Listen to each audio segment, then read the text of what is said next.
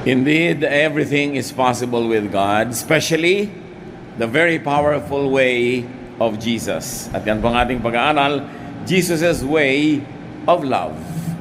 Ang paraan ni Jesus na maibigin at ang paraan niya kung paano umibig. We thank you, Father, for this time when we can be with you in spirit.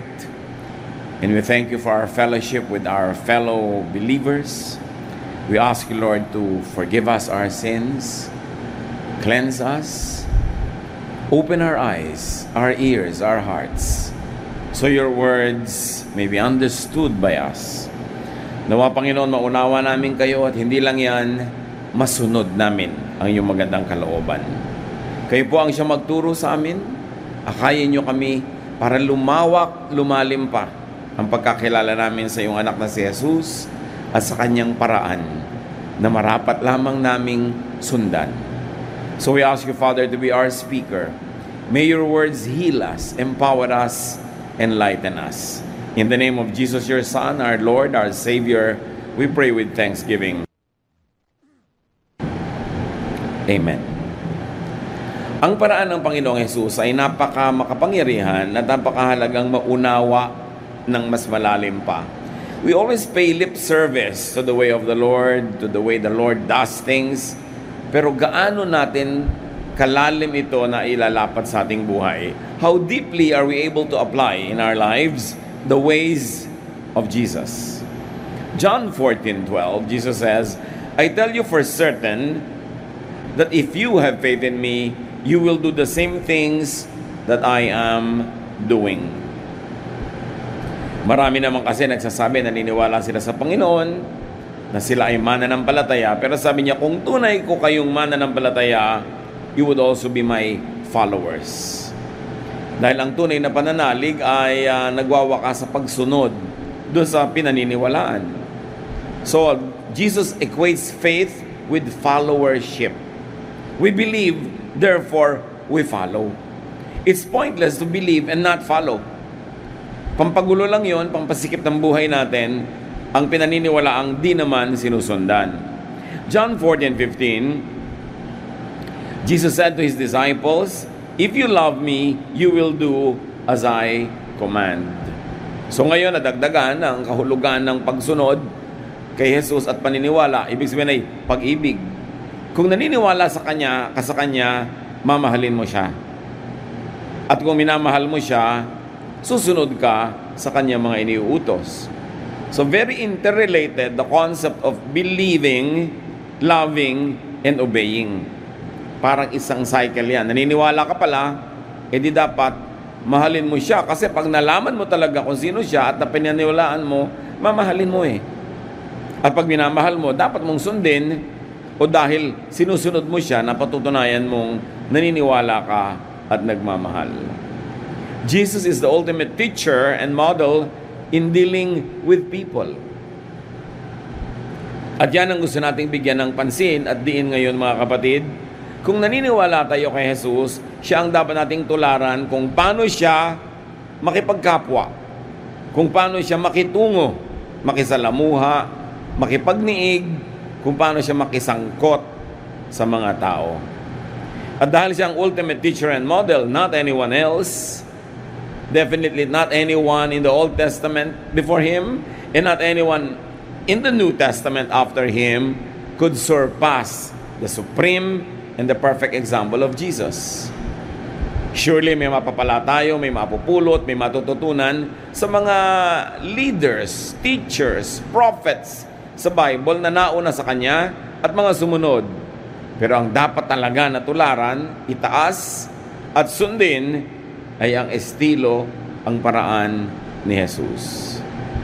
1 Peter 2:21, God chose you to follow in the footsteps of Christ, who set an example for you. Ang mga anak daw ng Diyos ay hinirang, pinili niya exactly for the purpose of following Jesus. Kung si Jesus ay anak ng Diyos at ang mga mananampalataya ay anak ng Diyos, pinarami ng Diyos yung anak niyang si Jesus sa pamamagitan ng marami niyang mga anak na mga tagasunod ni Jesus. And Jesus had one supreme command, that is to love people. Paano sasabihin ng isang taong siya'y mananampalataya kay Jesus kung hindi siya maibigin, kung hindi niya inuuna na ibigin ng tao, yun ang pinakamahalagang utos ni Jesus. John 13:34, "But I am giving you a new command. You must love each other just as I have loved you." So, a new command. Meaning isa lang, hindi many. A new command meaning this has never been commanded before in the same way that it's being expressed. It is not old, and in fact, it replaces the old. Bakit in-emphasize ang Panginoon na meron siyang bagong command? Because Israel lived by the 10 commandments. Ang dami nun. And in addition, Israel developed 613 other commands called mitzvots. So 613 plus 10 is already what? 623 commands. Nakakalito na sa dami at nakakataranta na sa pagsunod dahil pati haba ng balbas, haba ng damit, anong kakainin, anong hindi. Kasama sa mga commands na yan. So sabi ni Lord, huwag na lang kayong malito. Ang bibigay ko sa inyo, isang utos lamang. At ito ang bagong utos. Dapat bigyan ng pansin at dapat sundin. Sabi niya, mangag-ibigan kayo sa isa't isa. Ibigin nyo ang bawat kapatid sa Panginoon. Ibigin nyo ang inyong kapwa. 1 John 4:7-8, "My dear friends, we must love each other. Love comes from God, and when we love each other, it shows that we have been given new life. We are now God's children, and we know Him. God is love, and anyone who doesn't love others has never known Him." Dito ay nag-echo, umaalingaw-ngaw, pinapakitang muli sa napakalinaw na paliwanag yung utos ni Jesus. At sinabi sa 1 John, dapat tayo mag-ibigan. Kasi ang pag-ibig ay galing sa Diyos. Kung sinasabi mo ikaw'y bine-bless ng Diyos, dapat ang unang blessing na makita sa buhay mo ay natuturuan kang umibig sa kapwa. At nagiging maibigin din at kaibig-ibig pag ang iyong pagkatao. So niya, pag tayo nag-iibigan, ito'y patunay na nabigyan na tayo ng bagong buhay. Tungtawa tayo, born again ka ba? Meron ka na bang new life? Meron ka na bang new hope? Ikaw ba'y renewed Christian? Etc. etc. Pero ang patunay daw na meron tayong bagong buhay ay tayo nagiging maibigin. Sabi tayo yung mga anak na ng Diyos at kilala natin siya. Ang Diyos ay pag-ibig. At sino mang hindi umiibig, hindi nakakakilala sa Diyos. Those that love know God. Though they may not know many things like systematic theology, like verses or doctrines, that usually are used to measure one's spirituality. Kuminsan ang nagiging patunay na ikaw nga ay may bagong buhay na sa Panginoon, na nagkaroon ka na ng kapanganakang muli, sa nagiging theology mo, sa mga namememorya mong verses, sa nagiging pagbabago ng inyong anyo, hairstyle, damit, language, tastes, what you buy and not buy, what you eat and not eat. But no. This is the way of the Pharisees. This is the way of the religious system of Israel, na patunayan mong anak ka ng Diyos sa pamamagitan ng nakikita at naririnig sa iyo. Pero sabi ng 1 John 4:7-8, ang patunay talaga na ikaw ay may buhay na bago na ikaw ay nasa Panginoon na, ay ikay maibigin na. The best way to know God is through the way of love. And the best way to make God known to others is also the way of love. In other words, let's not be confused.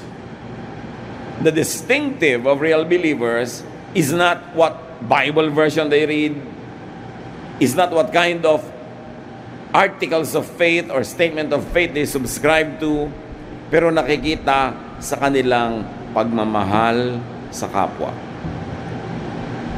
So maraming mga tao, napaka-godly pala nila, sometimes hindi nila alam kasi hindi sila religious, pero very godly because they are very loving. Meron naman mga tao, very religious, pero hindi loving. And basing it on what we have read and studied so far, yung loving, kahit hindi religious, yun ang mas tatanggaping anak ng Diyos. Kasi ang pagkakakilanlan ay ang ating pag-ibig. Those that do not love, do not know God. Though they may know systematic theology, verses or doctrines, etc., etc. Because love is the distinctive. It is love that makes you different.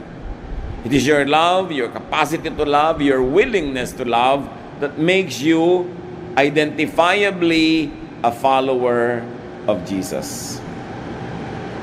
Napapansin nyo ba mga kapatid, na babaligtad pa nga ako minsan yan eh. Pag ang isang tao nagiging very religious, madalas nga nagiging hindi pa siya loving eh. Yes, may love, pero only among the congregation where that person belongs. Pero may hatred sa ibang congregations, may disapproval and merong rejection of what you might call an unbeliever. In other words, walang love. Kumisan nga pag ang tao nagiging sobrang reliyoso, doon pa tumitigas ang puso. Dahil iniisip mo, inuutos sa iyo ng Diyos at ikinakalugod ng Diyos na i-reject mo yung iba, hiyain mo sila, huwag mo silang tanggapin, at layuan mo pa nga. This is the way of the Pharisees. Hindi na yata tayo titigil ng hahambing sa pamamaraan ni Jesus at sa pamamaraan ng Pharisees, ng mga religious leaders of His time. And you know why we always do that? Because the ways of the Pharisees always rear its ugly head even in today's Christian churches. Na sa halip na si Jesus ang makita mo at maramdaman, madalas ang nararamdaman mo yung presensya ng mga taong hindi talaga nagustuhan ni Jesus ang pamamaraan at mga taong kanyang tinuligsa. Kaya mahalaga, laging sinusuri ang sarili. You always ask, is it loving? Is it the loving way? O ipagpipilitan mo ang doktrina mo, yung paniniwala mo, kahit nagiging unloving ka na. Sabi, ang tunay na kay Jesus, maibigin. At ang hindi maibigin, ano man ang kanyang argumento na siya'y makadiyos, pag hindi siya makaibigin, sabi ng Biblia, hindi niya kilala ang Diyos. Jesus teaches us to forgive. Isa yan na cornerstone teaching ng Panginoon. Because love is to forgive. So you love to forgive. You love people to the point of being able to forgive them. Napapansin naman siguro natin mga kapatid pag mahal mo yung tao, mas madali magpatawad. Pag iba yung gumawa, sinisigil mo, pero pag mahal mo sa buhay, libre. Kasi mahal mo eh. At sabi naman talaga sa scriptures, love covers a multitude of sins. So love to forgive. Love to the point of being able to forgive. And forgive to love. Cyclical. Mahalin mo para mapatawad mo. At patawarin mo para mamahal mo. O kung nagkasala sa iyo, dati mong mahal, patawarin mo para mamahal mo ulit. In other words, it's not enough to say, I forgive you. Huwag na lang tayo magkita ever again. Lumayo ka na lang sa akin. No, you forgive to be able to love again. Kasi love is the cornerstone of your faith. Love is the distinctive by which you will be known. Therefore, you turn hatred into love. That's why you forgive. That's why you make peace with people. Not only so that trouble will stop, but so that you can begin to love again. And why does Jesus want us to love? One, Because people need love. Especially when they don't deserve it. Napansin nyo ba na ang tunay na nangangailangan ng pag-ibig ay hindi yung kaibig-ibig? Yung hindi karapat-dapat mahalin, yun talaga mga gutom sa pag-ibig. Kasi una, dahil hindi sila karapat-dapat, wala naman siguro halos nagmamahal sa kanila. So sino ngayon ang mas nangangailangan ng pagmamahal, di ba? Sila. So you love people because they need it. Because that's what Jesus would do. But also, you love people because you need it. We were created by God to love because God is love. So everybody has so much love to give. At pag hindi mo na ibigay yon, parang sasabog na bulkan yon sa loob ng iyong dibdib. Marami tayong pag-ibig na gustong ipahayag, ipadama, kaya dapat buksan natin yung mga avenues. But most of the time, the people that we love hurt us. Whether they know it or not, we get hurt by the people we love. Because when you love people, you're sensitive to them. You are sensitive to what they do and not do. Nagiging maramdamin tayo pag mahal natin ang tao. Kasi ramdam na ramdam mo kung hindi ka kinausap, hindi ka tinext, hindi ka sinusuyo, ramdam na ramdam mo. Samantalang di ka man kausapin ng iba na hindi mo man mahal, ano naman, hindi mo naman pinapansin yon. Kaya ang pinakamadalas na maging object ng ating galit, tampo, hinanakit, ay yung mga mahal natin sa buhay. Ano ngayon ang mangyayari kung yung mahal mo, nasasaktan ka, sinasadya man niya o hindi? Magagalit ka ngayon, o magdaramdam, maghihinanakit, di ba lugi ka nun kasi merong negative baggage yung puso mo. Na habang hindi mo naman na-i-express yung tunay mong pagmamahal, nahihirapan ka rin. Kaya ang tinuturo ng Panginoon, magpatawaran kayo. Huwag kayong gumamit ng pride sa mga mahal nyo sa buhay because pride makes you sad. Pride separates you from people. Humility connects you with people. Non-forgiveness separates. Forgiving people connects and reconnects. And when there is connection, we all benefit. Hindi ka inuutosan ng Panginoon na magpatawad para ka ipalugi. Inuutosan ka magpatawad para ka makinabang. At para makinabang din ang iyong papatawarin. Isa pang estilo ng Panginoon na lagi nating idinidiin, Jesus teaches us not to judge one another. Bakit? Pag judgmental ka, baka 99.99% ng mga tao, may makita ka mali. Pag nakita mong mali, maaring mabawasan ang affection mo o mainis ka pa o magalit. So, sino na naman ang lugi? Di ikaw. At pag lagi ang nakikita mo yung mali, lumulungkot ka. Na-o-offend. So, para ka sumaya, don't judge other people.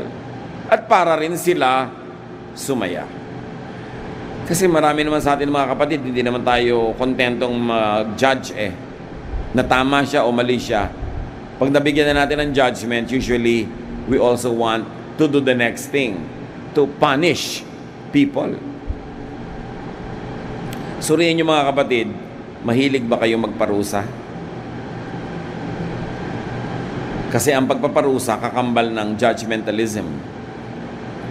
Pag may taong nakagawa sa inyo ng mali, paano nyo pinaparusahan? Mahal nyo sa buhay, kasambahay nyo, meron kayo hindi na gustuhang kilos niya o sinabi niya, paano nyo pinaparusahan? Di nyo pinapansin? O sinasaktan nyo ang damdamin niya? Basta tayo mahilig magparusa. At pag nagpaparusa ka, the evil side of you is made happy temporarily. But the good side of you grieves. Remember, inside everybody, there's some bad and there's some good. At pag pinaparusahan mo, tinitiki, sinasadista ang mahal mo, meron ding bahagi ng iyong puso na nasusugatan at nagdurugo. Kaya nalulugi ka rin. Maaaring may ikinatutuwa ka na nakakaganti-ganti ka, pero kung aminin mo kapatid, ikinalulungkot mo rin yun. Tao kasi tayo, nilikha sa wangis ng Diyos. Pag may ginagawa tayong masakit sa ating kapwa, kahit paghihiganti pa nga, dinaramdam din natin. Kadalasan hindi lang natin binibigyan ng pansin na dinaramdam natin kasi gusto nating ituloy yung paghihiganti, yung paggawa ng mali. Pero pag ginagawa natin yon, it is our conscience that suffers. And we suffer in many other ways. So the way of Jesus to love you is to teach you to not judge. It is also the way of Jesus to love others. Kasi mahal din ni Jesus sa mga ginajudge natin, kasi sabi niya, huwag niyo siyang i-judge. At mahal ka rin, kaya ayaw kanya mag-judge. Kasi ikaw mismo titigas ang puso. You will have a tendency to make people suffer after you have judged them. And you will also suffer in the same way. Kaya ang sabi niya sa Matthew 7, 1-2, do not judge, or you too will be judged. For in the same way you judge others, you will be judged. And with the measure you use, it will be measured to you. Do you think that it is only God who will judge you when you judge others? No. When you judge others, you also judge yourself. Kasi nagiging clear sa iyo ang tama at mali. Tapos pag alam mo na may mali ka rin, there is a part of you that will be condemned by your very own judgment. We are complex beings. Hindi tayo mga simple. Kaya kung minsan, hindi mo alam kung bakit ka malungkot, yung pala ginajudge mo ang sarili mo. At sasabihin mo, kapatid, kailan ko naman ginajudge ang sarili mo? Nung nag-judge ka ng iba. Because when you judge, you get judged. Not only by God, but by your own conscience. Sometimes people are not aware that they are being judged by their own conscience. Kaya nade-depress sila. Nagkakaroon sila ng mga sakit na hindi makita ng mga doktor kasi spiritual illness yun. Hati ang loob. At ang pagiging hati, nagiging dahilan niya ng mga kasakitan. Pag hati ang loob mo, sinasabi mong masama ang ginagawa mo, tapos alam mong ginagawa mo rin, hati ka. Kasi ginajudge mo rin ang iyong sarili. Kaya maraming hindi maipaliwanag na sakit ang tao. Kumisan hindi makita sa mga lab tests. Pero spiritual illness kasi. At hindi natin laging naikokonekta na ito yung nanggagaling sa being judgmental. Because the poison that you reserve for others is consumed in your own blood first. Kaya dapat magandang iniisip mo sa kapwa. Kasi yun din ang iisipin ng konsensya mo tungkol sa iyong sarili. Pinagpapatawad mo, pinagpapasensyahan ng kapwa dahil yung budhi, ganun din ang gagawin sa iyong sarili. Because, sabi ni Jesus, as you do to others, it will be done to you. Kasi sabi niya, do to others as you would want others to do unto you. So you want to be forgiven? Forgive. You don't want to be judged? Don't judge. Lahat ng katuruan na ito ni Jesus ay dahil mahal niya tayo. Alam niya ang paraan kung paano matatahimik ang ating mga sarili. Judging others means non-love. Judging others means judging oneself. Bakit hindi pag-ibig yun? Yun ay hindi pag-ibig sa kapwa at hindi rin pag-ibig sa iyong sarili. Kasi pag sinabi mo, dapat i-judge ang kasalanan mo na yan para magpapaulan ka ng mga pana para tamaan yung may kasalanan. Pero dahil kasalanan mo rin yun, tatamaan ka rin. At masasaktan ka rin. And the moment that you deny in your heart that you're also guilty and you're judging yourself, mahahati ka. Kaya iba nagkaka-split personality pa, nagkakaroon ng schizophrenia. Dalawa ang pagkatao o mahigit pa ron. At kuminsan, nagiging dalawa rin ang boses o nagkakaiba-iba. Sabi ng iba ay possessed. No, bihira sa mga ganun cases ang possessed by spirits. Madalas, it's a psychiatric situation. Dahil lito sa sarili, hindi consistent. And one of the greatest and biggest and easiest way to be inconsistent is to judge others. Because there is very, very little chance that you will pass the same judgment. That you will pass it. Kaya sabi ni Jesus, maging mabait ka na lang at mapagpatawad para yun din ang matanggap mo mula sa Diyos, mula sa iba, at higit sa lahat, mula sa iyong sariling budhi. And because Jesus loves us, Jesus teaches us to enjoy simple pleasures. Nakita niyo ang pag-ibig ng Panginoong Hesus?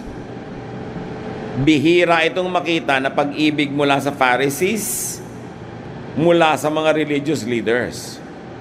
Because Jesus teaches us to enjoy simple pleasures like eating, drinking, socializing, and resting. Madalas pag nakinig ka sa religious leaders, gusto lang nila lagi kang pagurin, pag-ayunuhin at pag-fasten. Gusto kanya lagi maging anti-social almost. Ikulong ka sa ministry at pagurin ka ng pagurin. Hindi nyo ba napapansin na ganyan ang general trend? Because they equate godliness sa pagiging pagod. Papaliitin ang mundo mo, mapapagalitan kapag uma-attend ka ng mga pagtitipo, ng mga party.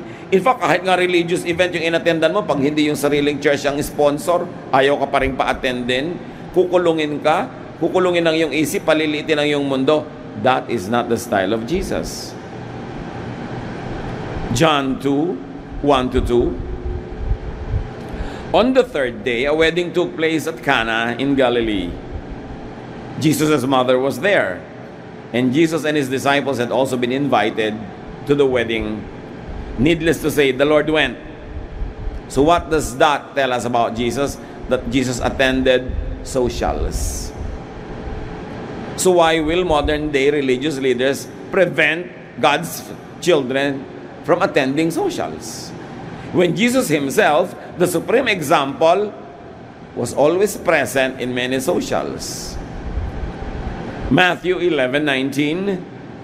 But the Son of Man goes around eating and drinking, and you say, that man eats and drinks too much. He is even a friend of tax collectors and sinners. Yet wisdom is shown to be right by what it does. Nakita nyo ang example na iniwan sa atin ng Panginoong Hesus? Pag niyayaya siyang umattend ng mga social gathering, he attends. At ang naging puna, ang naging pintas sa kanya ng mga religious leaders, sobra daw siya makainom, sobra daw siya makakain, timawa daw siya, matakaw, masiba. No, glutton eh. You're a glutton and a drunkard. That was the accusation. Lasenggo daw siya. Sabi niya ganon, at siya pa ay kaibigan ng mga masasamang tao, ng mga makasalanan.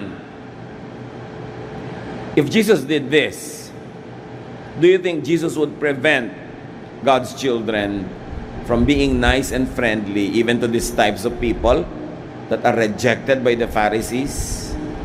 Do you think that when you ask Jesus, pwede po ba ako umattend ng party? Jesus would say no. But 99% of religious leaders would say no. Worldly yan.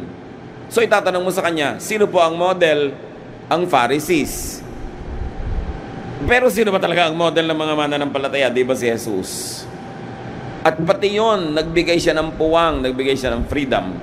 Freedom, of course, is not a license to do just anything you want. Pero pagka may pumipigil sa atin, alamin niyo muna kung pumipigil si Jesus o ang Pharisees. Kung ang pagpigil ay nanggagaling sa kautusan ni Jesus o sa tradisyon ng mga Pharisees, para ma-calibrate nyo at ma-adjust mga kapatid ang behavior doon sa mga pumipigil at sa kanilang pagpigil. Ano pa mga pinagagawa ni Jesus na hindi nagustuhan ng mga religious leaders? Tulad ng ginagawa ng maraming tao ngayon na laging madidisapprove ng mga religious leaders. But the way of Jesus is the way of love. The way that gives space. The way that allows you to make free choices and be responsible for your choices. Jesus never simplified things into black and white, right or wrong. Maraming mga gray areas siya na pinuntahan at ginawa. At makikita nyo, sabi niya, wisdom is shown to be right by what it does. To be kind, He allowed His disciples to pick fruit and eat it at Sabbath. Na bawal sa law ng mga Pharisees, sa laws ng Israel. Pero, ang inintindi niya, yung gutom ng mga tao at yun ang kanyang inunawa. Hindi niya pinilit silang sumunod at maging sunod-sunuran sa mga policy kahit gutom sila, kahit na nagdidelirio na sila sa gutom. Sa mga ministries ng napakaraming mga religious works, halos gasgasin, ubusin yung lakas ng mga manggagawa. Sasabihin na God's will, for God's glory, etc., etc. But what did Jesus do one day when He noticed that His disciples were so preoccupied with ministry that they had no time to eat or to rest? Nakapaligid ng napakaraming tao, humihingi ng prayer, humihingi ng ministration, ng counseling, humihingi ng himala, humihingi ng turo. Ano kaya ang ginawa ni Jesus? Mark 6:31. But so many people were coming and going that Jesus and the apostles did not even have a chance to eat. Then Jesus said, "Let's go to a place where we can be alone and get some rest." Yun ang pag-ibig ni Jesus. Hindi lang niya iniibig yung mga taong pinaglilingkuran kahit himatayin na sa pagod yung mga naglilingkod. Iniibig niya lalo yung mga lingkod ng Diyos. Iniibig niya yung mga naglilingkod, hindi yung laging isasakripisyo ang worker for the sake of the people. Of course, there are instances when that has to be done, but you know how Jesus thinks and how Jesus loves. Sabi niya, kahit mamatay tayong lahat dito ng katatrabaho, hindi mauubos ang miniministera natin. So, bago tayo mamatay, magpahinga muna tayo, isara muna ang gawain, at lumayo tayo sa mga taong ito para kayo makapagpahinga at makakain. Ganon siya magmahal. Hindi laging pinapagalitan ka dahil nagkulang ka ng paglilingkod sa mga tao. Bakit ikaw? Hindi ka ba tao? Kailangan mo rin ng pagmamahal, kailangan mo rin ng pangunawa, at kailangan mo rin ng pahinga. May mga ganyang magulang, nakakalungkot mga kapatid. Kung ikaw tong matino, ikaw tong marunong, ikaw tong responsable, ikaw tong may trabaho, ikaw tong kumikita, yung ibang magulang sobrang magmahal doon sa mga anak nilang batugan, tamad, walang trabaho, palaasa.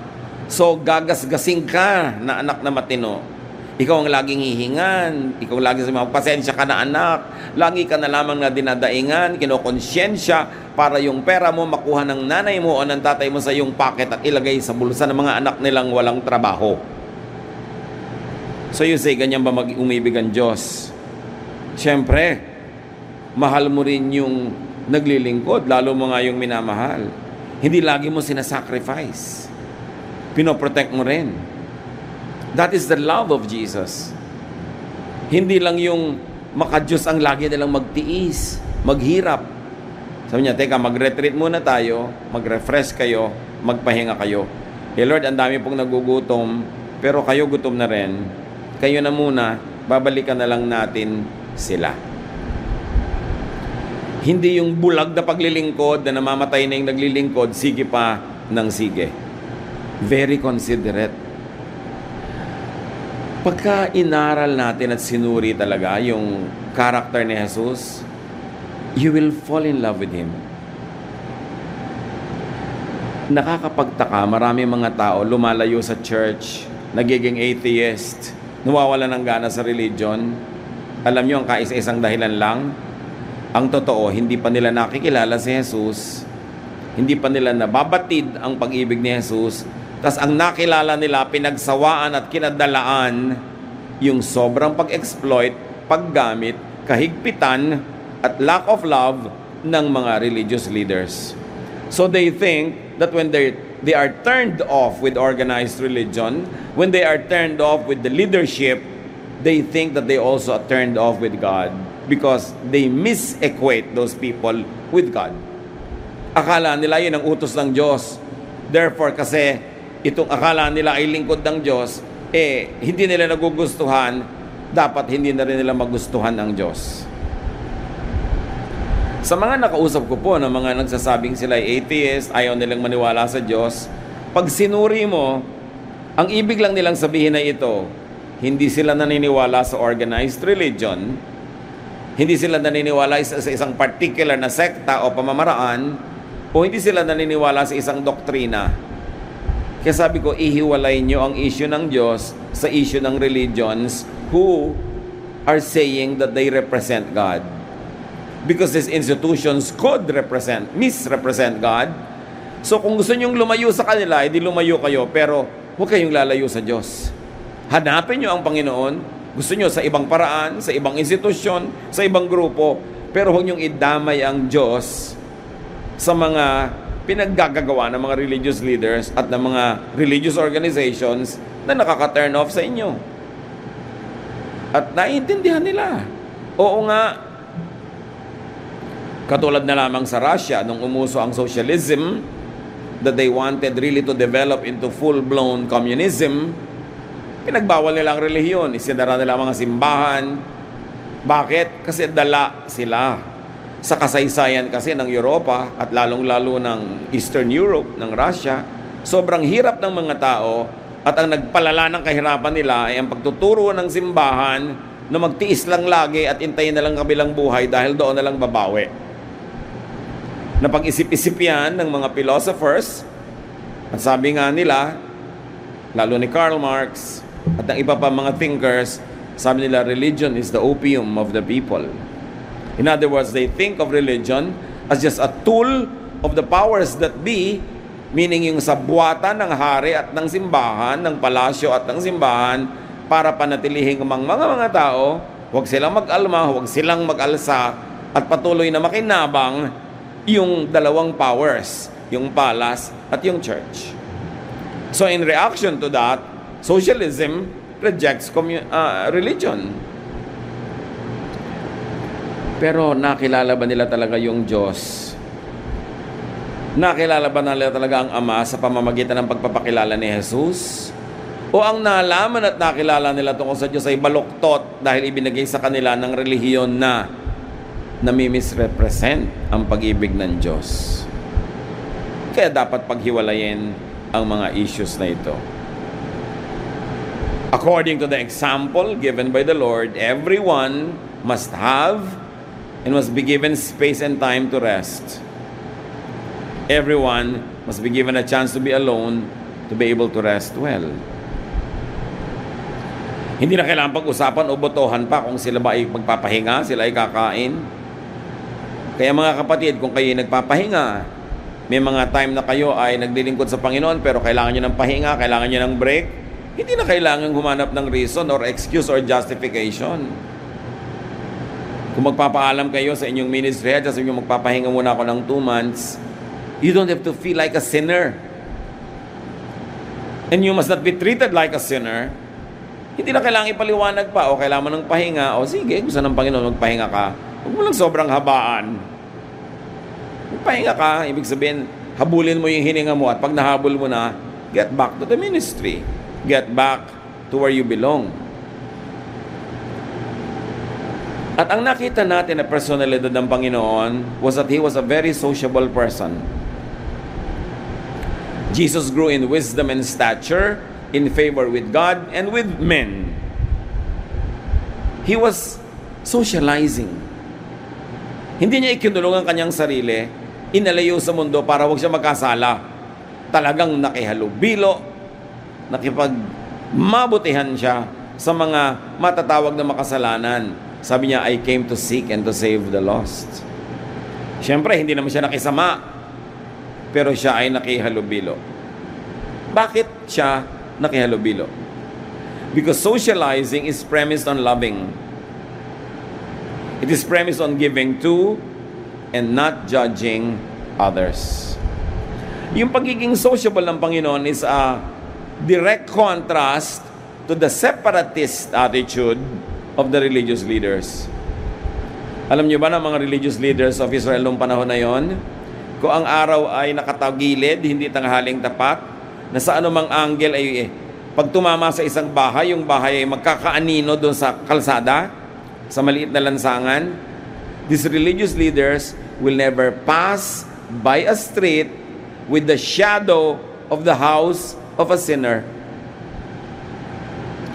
Hindi sila papayag na maglakad na mapalagay sa anino ng bahay ng taong itinuturing nila makasalanan. Ganon ang paghiwalay nila. Pag unclean ka, hawiwalay ka. Ang konti-konti nang pwedeng makisalamuha sa kanila, yun ay binasag ng Panginoon. Hinayaan niya ang babaeng dinudugo na humawak sa kanya, bawal yon. Hinawakan niya ang isang bangkay at binuhay, bawal yon. Pumunta siya doon sa lalaking inaalihan ng maraming masasamang espiritu na nakatira sa mga libingan, bawal pumunta doon kasi magiging marumi ka. Hinayaan niya ang kanyang mga disipulo na kumain ng sa Sabat. Nagpagaling siya ng mga may sakit sa Sabat, bawal yon. Ang dami. Ipinakita ng Panginoon, sobrang daming bawal sa buhay nyo, hindi na pag-ibig ang natatanggap nyo, at pagka in-implement nyo lahat yung bawal na yan, hindi na rin kayo magiging maibigin. Kaya sabi niya, ang totoo, isang batas na lang ang isa-isip nyo, isa puso at gawin. Love one another. Pag in-analyze natin ang behavior ng maraming tinatawag na born-again Christians, they always talk about the love of Jesus, but it is not always clear if they understand it. They always say you are saved by grace, not by works. But it is not clear if they understand it. Because if you're going to simplify the way many Bible-based evangelical Christians deal with what they call sinners or the unsaved, parang ganito. Kaibigan, tanggapin mo si Jesus bilang Panginoon at tagapagligtas. Hindi mo kailangan ng good works. By grace ang salvation. You are saved by grace through faith. So huwag ka na magpasa ng krus. Huwag ka na maghampas sa sarili. Hindi mo kailangan may i-observe na diet o whatever para ka maligtas. Pumikit ka, manalig, manalangin at magpaligtas because you are saved by grace. Gusto mong gawin natin, gawin natin. And then ililid nila sa prayer yung tao. At pagkadilat, sasabihin nila sa tao, ngayong saved ka na. Hindi na by grace. By works na. Kailangan, di mo to gawin, di mo to kainin, ito isuot mo. Ibinalik lang nila doon sa works. Pero hindi nila yun napapansin. Kasi ibinabalik nila yung tao to be bound by so many laws, so many restrictions, na tinakpan na nga ni Lord ng isang utos, love. Forgive. Love and forgive. Kaya in real life, parang pinadali mo dun sa tao na tanggapin si Jesus at pagkatanggapin na sabi mong, uy, topo-topo. Ngayon, kailangan pagsikapan mo na i-maintain yung salvation mo. At tuwing nakikita kita nagkakamali, i-re-review kita because open rebuke is better than secret love. Pag may mali ka, ipupulpito ka, ilalagay sa bulletin board ang iyong pangalan, lilitisin ka ng ating board of elders. At kung napatunayan nagkamali ka, tatayo ka sa harap ng kongregasyon para admitin mo sa lahat. So, nasan yung grace? Dapat nating unawain na pag nagtuturo tayo ng grace ni Jesus, you teach it before people accept Him as Savior and Lord, and you continue to implement it when they are already saved by grace. Hindi sa mo, New Testament na ngayon, love na, pero pagkatanggap, back tayo sa Old Testament. Plus, many other New Testament situations and mga pagbabawal na dinevelop ng church when Jesus went back to heaven. Suriin kung talagang papamaraan ni Jesus ang pinapairal natin o akala lang pala natin. At binigyan tayo ni Jesus ng hindi nakakalitong patakaran. Pagkilala mo ang Diyos, umiibig ka sa Diyos, anak ka ng Diyos, maibigin ka. Hindi lang sa emosyon o damdamin, maibigin ang iyong methods, maibigin ang iyong systems, maibigin ang iyong policies, ang iyong mga rules and regulations, pawang maiibigin. In other words, hindi ka nabubuhay sa takot yung mga mananampalataya na baka sila maparusahan, baka sila mabisto, baka sila mapag-usapan, baka sila ma-reject na naman. I-implement mo yung grace ng Panginoon. And when that happens, everybody is more relaxed. When that happens, you can unmask and show your true self because you know that you will be accepted and loved and not judged. And because you unmask yourself, everybody can minister to you so that you could be what you have to be and what you want to be, and you can stop hiding behind a mask that is not really you, just to be accepted. And when you are accepted, you also learn to accept others. And when you receive love, you begin to be more loving. Then you begin to be a congregation of true followers of Jesus. At sabi sa Book of Acts, nung naramdaman ng lahat yung ganong pag-iibigan, and they were always praying, eating together, praising God, the Lord added to their number daily those that were being saved. Saved from hell? Yes. But saved from what else? Saved from judgment of fellow believers. Saved from needless guilt. Saved from having to be hypocritical. Saved from having to hide your true heart. You are set free, you are released, and therefore, you rest. You are restful. At sabi yan ng Panginoong Jesus, "Come to me all of you who are tired and heavy laden." Tired with what? Tired of all the burdens that religion imposes on you. Tired of hiding. Tired of pretending to be okay, because when you say you're not okay, you will be judged. Sabi niya, "Come to me all of you who are tired and heavy laden, and I'll give you rest." And how does Jesus give rest? By not judging you. By accepting you unconditionally, and by healing you and getting you well on the way to recovery, to grow from glory to glory. And how else does Jesus give rest? By telling you not to judge others. Kasi pag judgmental ka, hindi ka mapapahinga. Hanap ka ng mali ng iba. Kwenta ka ng kwenta, tuos ka ng tuos, bilang ka ng bilang ng mga kasalanan nila. Paano ka mapapahinga nun? Sabi niya, "Come to me, those of you who are heavy laden, and I'll give you rest. My yoke is easy compared to the yoke of the Pharisees, compared to the yoke of these conservative implementors of 10 Commandments and 613 mitzvots." Sabi niya, kahit anong gawin nyo, di nyo yan masusunod. Kulang at kulang kayo. Guilty at guilty. Nasaan ang rest doon? "Come to me, I'll give you rest. My yoke is easy. My burden is light." Paano nyo malalaman kung ang reading of a verse and the interpretation of a verse is correct, is in the spirit of Jesus? Ang effect nun sa inyo, light. Magaan.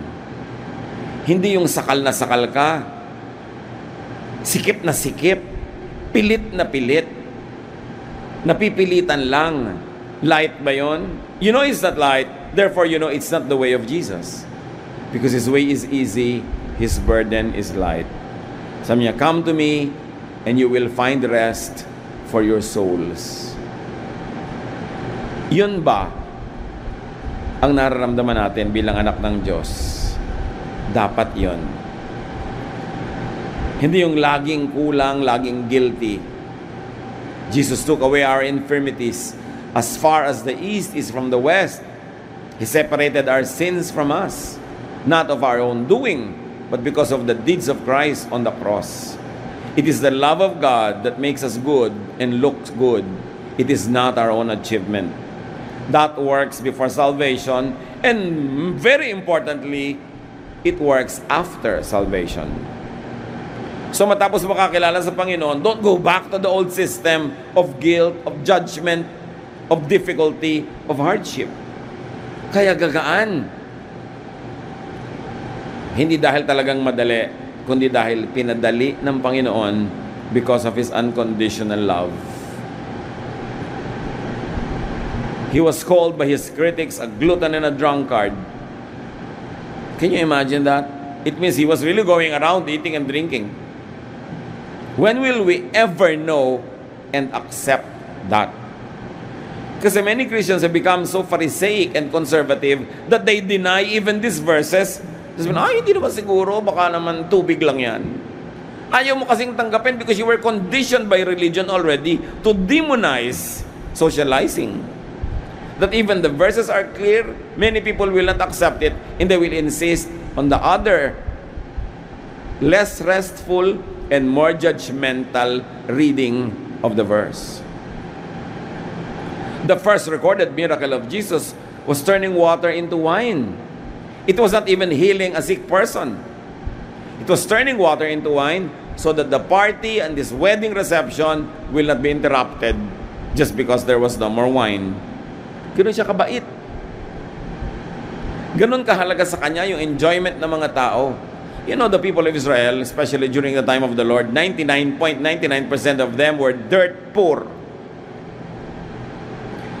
Because the economy was enjoyed only by the Roman colonizers and the local elite, the political and the religious elite. Nasa kanila lahat ang pera at kabuhayan, and everybody else was a slave or a free person but working like a slave. So when they have a wedding and people are having fun and they're eating and drinking, Jesus will not allow it to be interrupted in kindness to these people who work so hard and get so little from life. Ganun siya kabait. How do we translate that into life? Alam natin maraming problema tao. Maraming mahal sa buhay na may sakit o namamatay o namatay. Maraming utang. Maraming pangamba. Tapos nagkakasiya-siya sila ngayon, mangingil-joy ka ba? Ganyan ba tumawa ang Christian? Pasalamat ka nga, napapatawa pa siya. Nare-relax ang katawan, sumasaya, tapos kikil-joyan mo. Pamisa-misa lang makabili yung tao ng damit na pinapangarap niya. Sasabihin mo, anong damit mo? Nagsusuot ba ng ganyan ng Christian? Sabi mo, oo, Christian ako at suot ko to. Therefore, sinusuot to ng Christian. Anong problema mo? Ang dami kasing church bullies. Ayaw kanilang sumaya. Yung mga taong sobrang mga istrikto, sobrang mga mahihigpit, pasusungit, madalas tingnan nyo, wala lang silang love life. So gusto lang magdusa din yung iba, naiinis sila sa masaya. Subukan mo magkaroon niya ng papa. Ang ama. Biglang sumasaya, hindi ka pinapansin pag masaya ka. They are so miserable that they want to inflict their misery on everyone else. And aren't many religious people really miserable? Nagtatago sa relihiyon, ikinukubli ang mga sarili nilang frustration sa buhay, nagpapakatago-tago, nagpapaka-conservative, layo ng layo sa lalaki. Yung pala, wala naman talaga, nanliligaw lang. So para huwag na lang mahalata, layo na lang ng layo. At pagka ikaw maraming manliligaw, mainit ang ulo sa'yo. Kukurot-kuroting ka, sisimangutang ka. Di ba gano'n ang mga old maid natin, mga tita, ang hihigpit, subukan mo magka-boyfriend yan, luluwag. Hindi naman lahat. Pero maraming gano'n. Many people are so miserable that they want to inflict others with the suffering that they suffer. Kaya sabi ni Lord, don't be like that. Relax. Learn to love. Learn to enjoy the moment. Because when you are enjoying the moment, when you are rested, when you are well-fed, you become kinder. You become nicer. Not only to yourself, but to others as well. Dapat tigilan na natin mga kapatid yung pag-equate ng spirituality with suffering. Nauso kasi yan yung monasticism, nauso yung mga self-denial ng mga 2nd, 3rd century. Bakit hanggang ngayon may mga taong laging fasting, laging ayaw magsuot na maganda, ayaw umupo sa may kutsyon, ayaw guminhawa, ayaw sumaya? May pinagmumulan yan eh. Noon kasing ang Christianity ay inisponsor ng Emperor of Rome, Emperor Constantine. Binigyan niya ng napakaraming privileges ang mga pare at ang mga bishops. Ginawa niyang state religion of Rome, ang Christianity. So from a persecuted religion, this was now a religion that enjoyed a lot of privileges. To the point that he was giving palaces, a lot of wealth to the bishops. At ang maraming mga ito ay sobrang lumuho ang buhay, nalayo na sila ng nalayo sa mga tunay na kalagayan ng mga tao. May nag-react, mga relihiyoso inside the church, that reacted to this corruption, to this luxury and splendor, by going to the other extreme, by denying pleasure, denying comfort, denying everything nice and beautiful and enjoyable from themselves and from their fellow believers. At doon nagsimula yung concept na yan, ng puro pagtitiis, puro pagtitiis. Hindi ganyan ang nakita nating example ng Panginoon. He socialized, He mixed with people, He was there in their events. At may mga churches pa, mga kapatid, nagtatanong sa akin sa Facebook ang mga member, Pastor, pwede po bang tumawa? Bakit hindi? Sabi po ng pastor namin, si Jesus hindi tumawa. Ha? May verse ba na nagsabing hindi siya tumawa? Wala daw pong verse na nagsabing tumawa siya. So dahil walang verse na nakita tayong tumawa siya, hindi na siya tumawa. Eto ha, sabi ko, huwag kang malisyoso. May nakita ka bang verse na sinabing umihi si Lord? Wala po. Hindi siya umihi. May verse ba na nagsabing naligo siya ever? Hindi siya naligo. Paghahanapan mo ng verse ang bawat gusto mong gawin sa buhay, huwag kang kakain ng adobo. Wala yan sa Bible. In other words, this kind of interpretation, pinapaliit ang mundo mo. Ang lapad-lapad ng kalsada, doon ka lang papadaanin sa puting linya sa gitna na napakapayat. This is conservatism.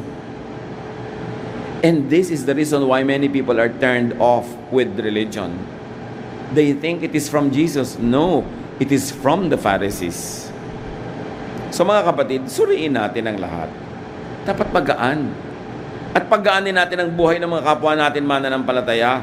Huwag natin husgahan. Hindi mo alam kung anong nangyayaring crisis sa buhay niya ngayon, na pinipilit lang niyan libangin ang sarili niya, kaya siya nagpapaganda, kaya siya tawa ng tawa, tapos papagalitan mo pa. Love like Jesus loved. He was not called a friend of sinners for nothing. Jesus did not judge, so was not in the habit of rebuking people. Hindi siya mahilig mang-rebuke. Yung pang-rebuke sa Pharisees yan. Yung open rebuke is better than secret love is wrongly read and wrongly applied. Excuse ng mga tao na laging gustong mang-rebuke. The very few stinging rebukes of Jesus were directed only at the Pharisees, the religious oppressors, and the religious hypocrites. The habit of rebuking one another came much later, after Jesus, promoted by zealous church people. Makikita nyo rin, kahit sa New Testament, rebukan sila ng rebukan, pero pag binasa nyo talaga, even the disciples were awayan ng awayan. So hindi lahat ng example nila ay dapat sundin, because there's only one person that lived the perfect life who could be an example in every aspect of our humanity, and that is the human Jesus, the other side of the divine Jesus. Siya ang example, hindi ang iba. But even the idea and method, even when you want to rebuke, should be submitted to, filtered through, and measured by the teachings and examples of Jesus. Why? Colossians 1:17, God's Son was before all else, and by Him, everything is held together. Siya talaga ang dapat na asahan, sundin, because by Him, everything is held together. John 14:6, I am the way, the truth, and the life. Jesus answered, without me, no one can go to the Father. Now, analyzein natin yan. I am the way, the truth, and the life. Jesus answered, without me, no one can go to the Father. What does that really mean? The usual reading is, without Jesus, you cannot go to heaven, you cannot be saved from hell. Yes, that is a very good reading. But there are many other layers of reading. Because to say the Father also means heaven, which means a heavenly life, the reign of peace and contentment and happiness and rest in a person's life, whether or not nandito pa siya o nasa kabilang buhay. So ang sinasabi ni Jesus, one, kung hindi sa pamamaraan ko, hindi kayo maliligtas mula sa impyerno at hindi kayo pupunta sa langit. Okay. Number 2, kung hindi sa pamamaraan ko, hindi nyo matitikman ang langit sa buhay na ito. Hindi ninyo mararanasan ang tunay na presensya ng Ama. Hindi kayo mapapahinga, matatahimik, sasaya, gagaan. Sa pamamaraan ko lang ninyo mararanasan yan. Compared to pamamaraan ng Pharisees, pamamaraan ng mga religious leaders, ng mga conservatives, sinasabi ni Lord, hindi nyo matitikman ang langit sa pamamaraan na yan. Di kayo mapapahinga, di kayo matatahimik, di kayo makokontento. Lagi kayong kulang. Lagi kayong guilty. Kasi sabi niya, without me, you cannot go to the Father. Without the way and method of Jesus applied to today's life, you will never experience a slice of heaven on earth. But if you apply the teachings and the methods of Jesus, kahit nandito pa kayo, wala pa kayo sa langit, wala pa kayo sa kabilang buhay, di ba ang prayer? Mapasa amin ang kaharian mo, thy kingdom come. Hindi mo naman sinabing, I will go to your kingdom, but thy kingdom come. How will the kingdom come? When the reign of God is felt in your life today, meaning the style and method of Jesus is your style, and you benefit from its style, heaven comes down to you. You taste heaven. Pinaghaharian ka ng Diyos. Kaya ang sabi ni Jesus, pag sinabing nandun ang kaharian ng Diyos nasa labas, nandun, huwag kayong pumunta. Sabi niya, the kingdom of heaven is not here or there. It is within you. So kahit ngayon mga kapatid, the good news is, pwede nang ma-enjoy ang kingdom of heaven, pwede nang maranasan how to be in heaven by applying in your life the methods of Jesus. He will usher you into the presence of God. God will reign in your life. The Father who loves will rule your life, and you will behave and know and feel as if you were in heaven already. Remember, thy kingdom come. Mapasa amin. Paano yun?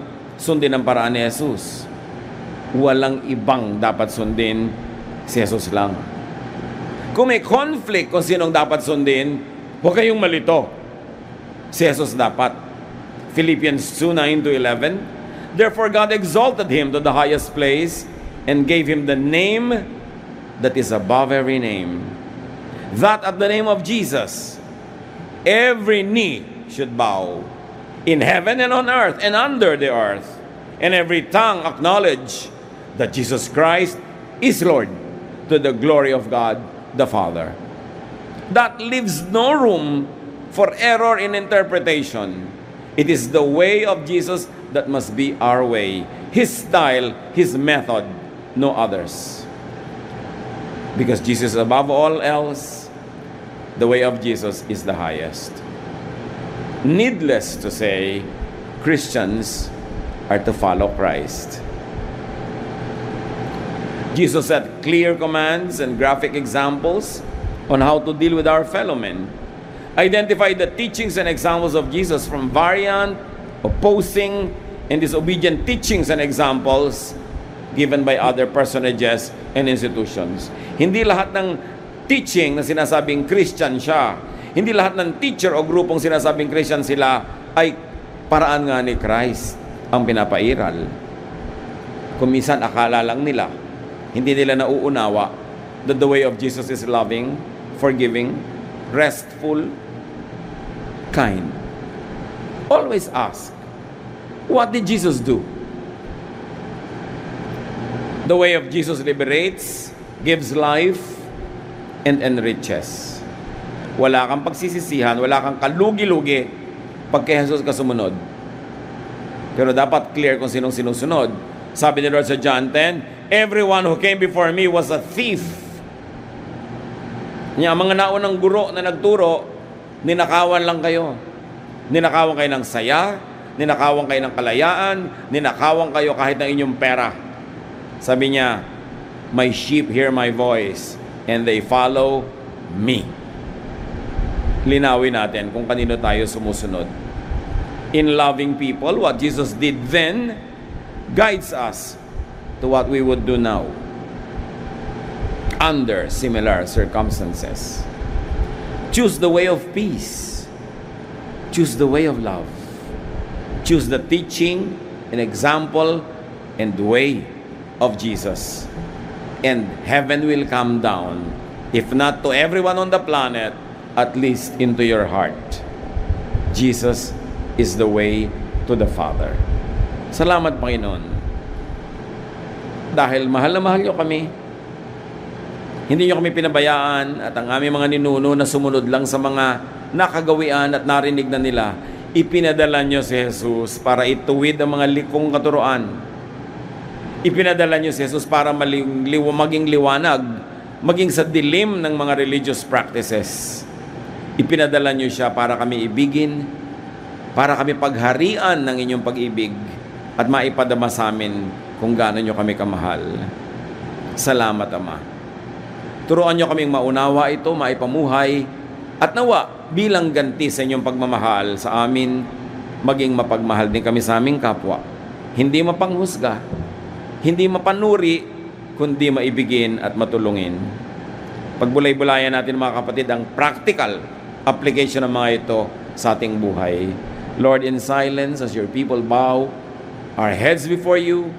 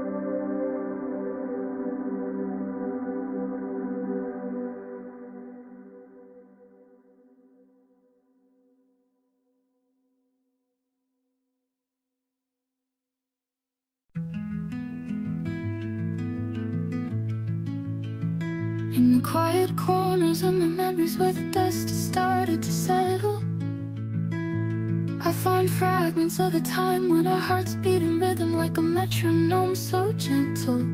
The echoes of laughter still linger in the air as I trace the fading lines of our story. In this symphony of moments, I hear the melody of a love once glorious and gory. Oh, the rhythm of our hearts, a song so bittersweet, a dance of passion and pain where the past and present meet. In the silence, I hear your voice calling out to me, an instrumental intro to a love that's yet to fully set me free.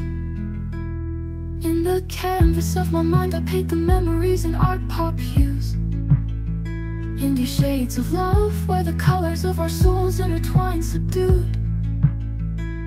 Through the lens of time, I see the beauty in the chaos that we've been, a masterpiece of love, a dance of shadows where the light begins to dim. Oh, the rhythm of our hearts, a song so bittersweet, a dance of passion and pain where the past and present meet. In the silence, I hear your voice calling out to me, an instrumental intro to a love that's yet to fully set me free. In the canvas of my mind, I paint the memories in art pop hues, indie shades of love, indie shades of love, where the colors of our souls intertwine subdued, subdued. Through the lens of time, I see the beauty in the chaos that we've been, a masterpiece of love, a dance of shadows where the light begins to dim.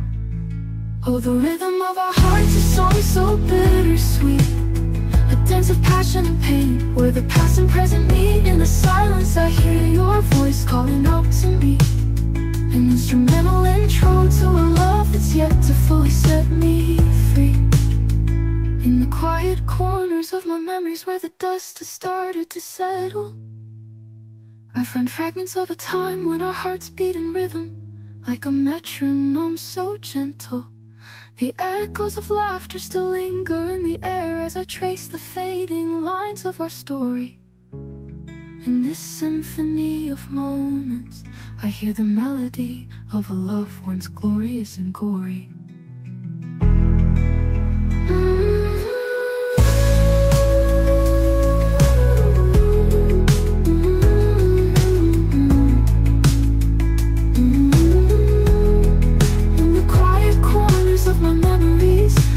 Dust has started to settle, I find fragments of a time when our hearts beat in rhythm like a metronome so gentle.